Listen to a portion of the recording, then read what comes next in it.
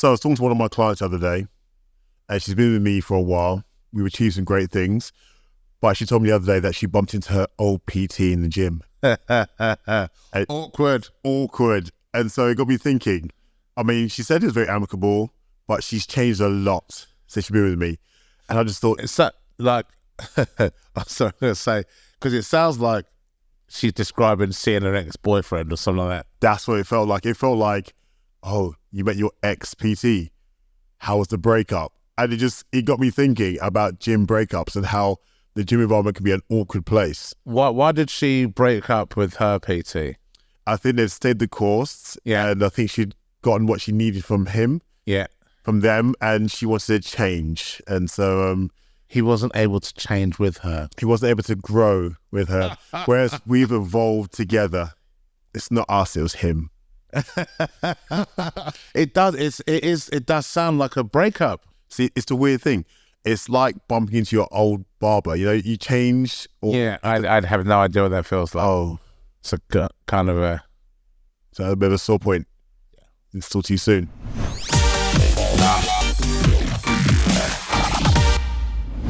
Gym breakups are a real thing.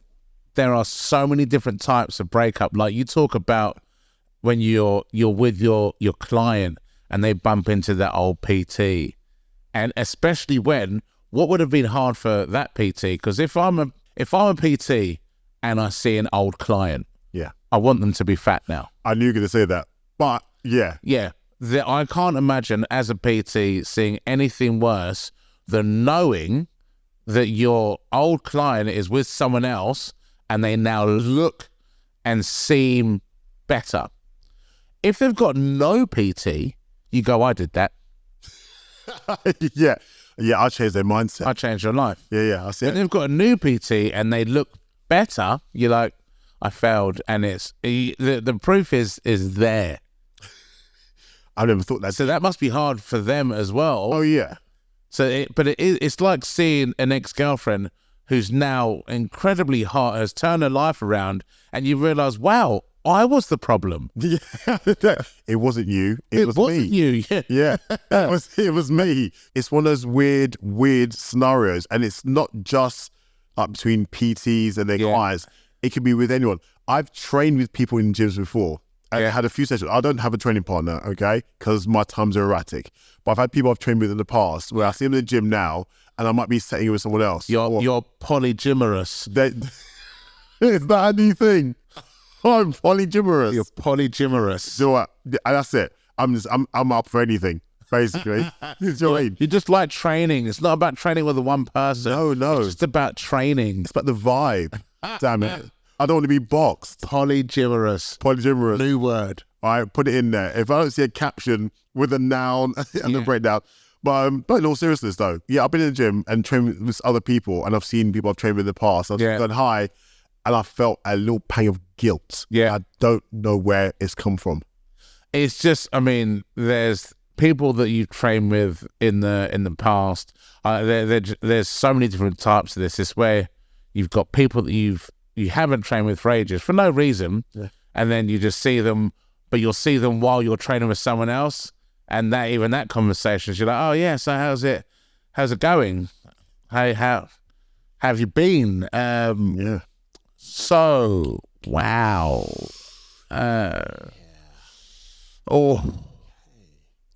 Those are the ones that gym partners. Oh, that's a difficult one. Yeah.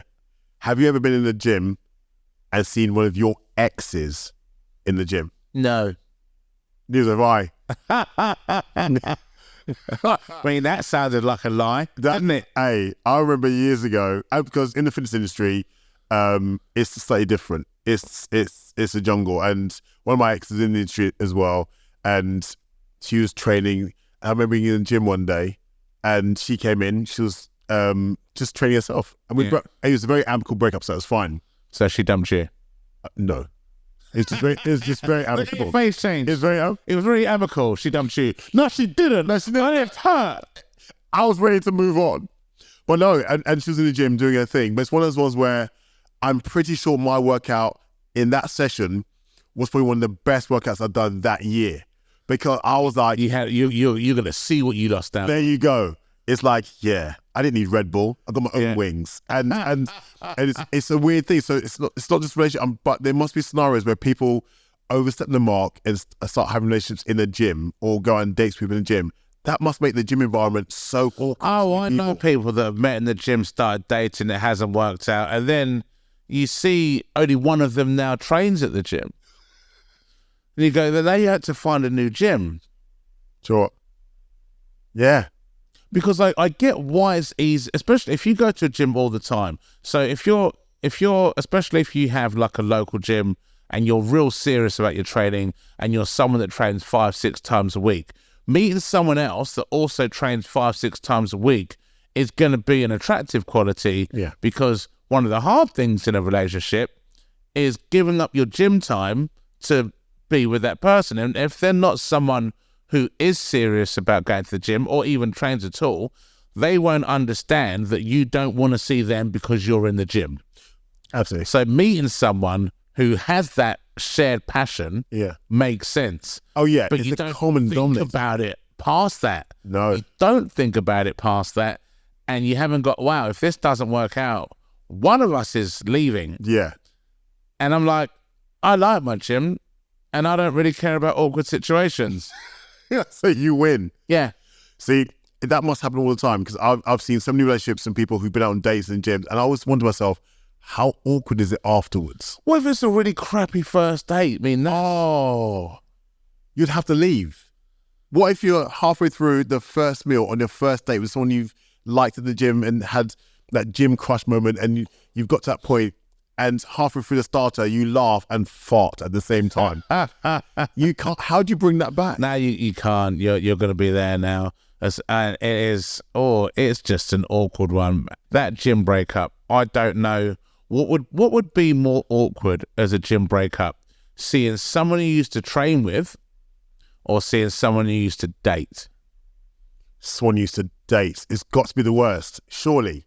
Because you're both checking each other out for different reasons. You're looking like, are they still in shape? Are they getting better shape? Do they look happy? Who are they with? Who are they training? Who's their training partner? There's so many questions you might have to ask yourself that happens in a split second. And then it's the whole kind of, oh, hi. It's that walking up to them because you're always going to cross paths, aren't you? You're always going to cross paths at some point in that gym. But it's also, you'll be wondering, what have they told other people in the gym? Yeah. Because in the gym, it's a community center. People are talking. And if they're like, oh, I want to date with that dude over there or that lady over there. There's very few people that I talk to in my gym. And I've got the people that I'll train with. Yeah. And then there's the PTs that I know. Yeah. Anyone that they're training, because my PTs, the PTs in my gym are actually quite selective who they train. It's not like, oh, we're going to train everyone. Yeah. There needs to be that synergy there. They need to, it's like they need to make sure that they can help that person. Which is how it should be. I love that. Yeah. So because of what I know about them, if they're training someone, I will just assume that person's cool. And if I see them, because we kind of know each other, as you're right, it is a community, I'll stop and say hi to them. But then that's about it. Do you know what? What you just said there, I think is so true of so many things. It's a tribal thing, it's a community thing. Because you go, I know you, you're cool. So if someone else knows you, they must be cool. Yeah. And it's that line, isn't it? The amount of people I've been introduced to in the gym who I've got to know or as a say hello to because they've been introduced to me by someone I know and I respect, they become an extension of the friendship. Yeah. And you go, that's how it should be. Yeah. And it's a, I don't need to know your name. I don't need to know your background or anything. I know we're cool enough to be able to go, hey, how you doing? Or nod or just a little wink and that's it. And I love that about the gym. Those are the nice moments. So, and it does make it easy when you go in there and you see the people, you're like, oh, what's going on? It makes it a nice experience. Yeah. Flip side of that, there's also people in the gym, you know, there's people who are lurkers. I call them lurkers. People who will come up, you don't know them very well, but they don't read the situation very well. And they'll want to just lurk. And Spatial invaders. Oh, spatial invaders. Yeah. Spatial invaders. Some people that are overly friendly. Yes. And I actually become quite paranoid about this because I don't want to be one of those people. Yeah. So that's one of the reasons I don't talk to people for too long. Yeah. Because I've seen that there's some people, and some of them just want to talk to you about their journey and what they're up to. Yeah. Sometimes you're like, I didn't ask. Yes. It's one of those, what are you up to? When I say that, I've stopped saying what you up to in the gym because people take that question the wrong way. Some people will take that to mean, hi, tell me everything about your session. Right. And I just mean, how are you? Yeah. Top line. Yeah. Be polite. Say, I'm fine. I'm going through things, but I'm winning. Yeah. How are you? Follow it back. That's about it. Yeah. We're so British in that sense. But some people, it is an open invite to tell me about your workout, about what's going on. And you think, I'm lifting a lot of weight over here. I'm trying to concentrate, but they don't get that there's certain days where you go in and you've got tunnel vision. Yeah. And I don't want to be rude to people. So I'm like, I'm going to always go in with that. Do you know what I did now? So I used to wear those little earbuds, the tiny little ones. Yeah. I now wear bright red Dr. Dre Beats just so there is no confusion that I'm not listening to you. I'm clearly, and every now and again, I'll sing a couple of lines so people know that I'm hearing music and I'm not talking to you. If you have to physically move it out of the way to talk to someone, but some people don't get that. No. I'm in a zone here. Yeah. So I was going to ask you how you look when you're in the zone. When I go in the gym, if I'm wearing colours and it's like red t-shirts or that, yeah, I'm having a workout, but I'm open for discussion. Have you colour-coded your outfits so people know when to talk to you? Basically, if I'm wearing all black, don't talk to me. If I'm wearing black trainers, black tracksuit bottoms or shorts, and a black top, and I've got a face that says no, and I'm a nice guy, but that's when I'm like, no, not today. It's a time of fishing. It's also black as my. Do you know you're doing that, or is this a subconscious? I think it's a subconscious thing because certain days I want to go have a big workout. I haven't got time. Yeah. And black stuff, I've got loads of black stuff, but the black stuff goes on, and I go in there like, oh, and people are like, oh. Most of my gym clothes are black because I can't be bothered to think. I just want to grab it and go. Okay, so how much do you spend? Do you buy a lot of different gym gear? I want to say no. That's a lie. I like a bargain. But the problem is, I go to the Nike factory outlets religiously. Anytime I'm on the road, if it's a long drive, I use it to break up a drive. So if I'm driving from London to Leeds, I know there's a couple of places I could stop and there'll be a factory outlet. In those outlets, I think you get the best value for money for sports gear, because sports gear now has become fashion. It's become apparel, and the price has gone up for so many different things. So, and I don't want to spend that money. So I go to the Nike outlet centers and I will find myself a bargain. But the problem is the quality is so high that it lasts. And I've got so much of it that I've got stuff that I've had for well over a decade. Yeah. That still looks new just because of the quality. But if I see something, do you know what? I quite like that. And then you start to cycle through a wardrobe. I'll give some stuff to charity, but yeah, if I go past one, I'm like, I'm gonna have a look. See, the Instagram algorithm basically considered me to be its bitch, because I'll be there and it'll be like Gymshark sale, wear sale, this, and I'm like, do you know what? Let me swipe, and before you know it, I'm buying the same tank top or the same t-shirt for a different brand. They're 3 other colors. And it sits in my wardrobe at the back. Yeah. And I still cycle through the ones, my favorites. It's so weird. You know, you have certain tops, you go. Do you know why this happens as well? So it's because you go, so say, for example, Monday you're at the gym. Yeah. Okay. Come home, get changed, that goes in the wash. Tuesday you're at the gym, you come home, get changed, that goes in the wash. Wednesday's the same. So by Thursday, you've now done the washing. Yeah. That stuff's out of the washing, back on the shelf. But it goes back to the top. So you cycle through the top 5 things in your cupboard. Yeah. And you find if they're folded, you'll cycle through them. If they're hung up, you might browse. Yeah. Don't worry, that psychology makes absolute sense. Yeah. But it also triggered me to something I heard on the news the other day, and I was aghast. The question was, how often do you wash your gym gear? Now, no. There's no right answer here apart from one answer. What? Every time. So yeah, I come home, I take it off, it goes in the wash. Right. There are people, and they'll interview people on the street. This is on the BBC News one morning. There were people saying, yeah, if I work out, sometimes I'll use it for 2 or 3 goes, then I'll wash it. Street interviews baffle me. There's certain things when I see people go, you know you're on camera, right? So I'll tell you another one. Anyone who went on Embarrassing Bodies. The show's called Embarrassing Bodies. I don't get why you would go on there. There was this one dude that was, he went on there to say that he had this really awful smell coming out of his penis. Dude, go to your GP. Why go on TV? Because your friends are going to see this. Everyone you know, everyone you don't know is going to see this. Some of the stuff I see people going on that show for, go to your GP. You're on camera. And don't get paid for it. Right.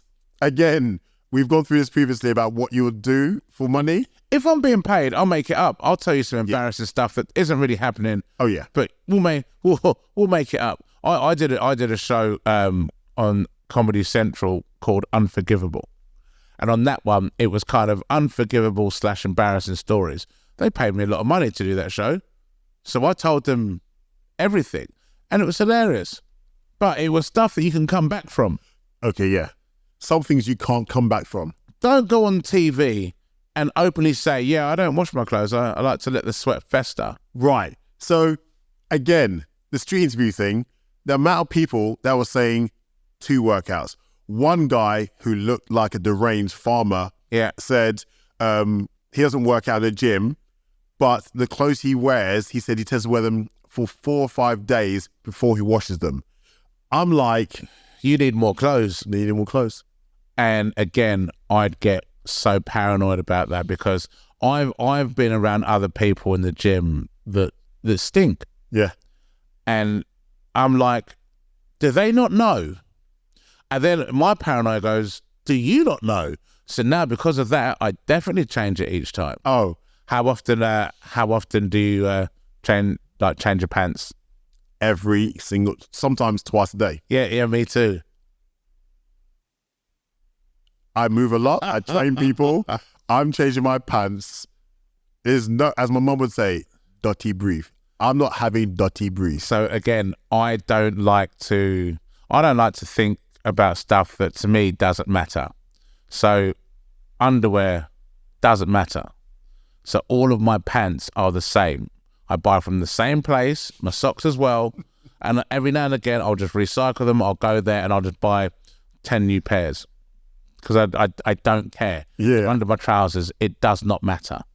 Problem is, because they all look the same, so like if I take them off and leave them somewhere in my room, I'm like, did I wear those already? So now I have to, they have to go straight in the wash. Come on, you're lying. You do the sniff test, same as everyone else does. Yeah, everyone does a sniff test. Everyone does a sniff test. Yeah. Just in case. I sniff my pants sometimes like I sniff milk. I go, yeah, they're okay. They're okay. It's okay. Yeah. It's not gym worthy. I'll tell you an advert that I now do like, because we've spoken about this before. I do hate some adverts, and there's only one advert that has changed my mind. And I remember watching those like fabric softener adverts. Oh yeah. Where they would take them out of the laundry and do that big old sniff. I was like, nobody smells their clothes like that. Yeah. Until I put my jumper on. I was like, what is that? Like, oh, I'm in a meadow. And that meadow summer breeze really, really kicked in. And I was like, that is the realest advert I've ever seen. Fame has changed you. Yeah, you don't wash your clothes every day. I'm like, you weirdo. Recently, we've hit gold. You know those little balls you get? The little scented balls you get? Yeah. Yeah. All right. So recently, we've tried a few of these things, the wife and I. And we found one that nails it to the point where I can't wait to go to bed, to lay my head on the pillow. And it happens to everyone. What other things have you realized that kind of highlight the fact that even though we're banging gym, we're getting older, dude? One of the happiest days in the adult week is when you know you've got fresh bedding on. Oh. And you're looking forward to getting into bed. Yeah. But also after you've had a shower, you got some nice clean, like veg, snooty, chill out clothes. Honestly, I didn't know. This is why I like holidays so much. So even when I've been on the cruises and they change your bed every day and every evening feels like that. Oh, this is amazing. Doesn't it change your perception about the world though?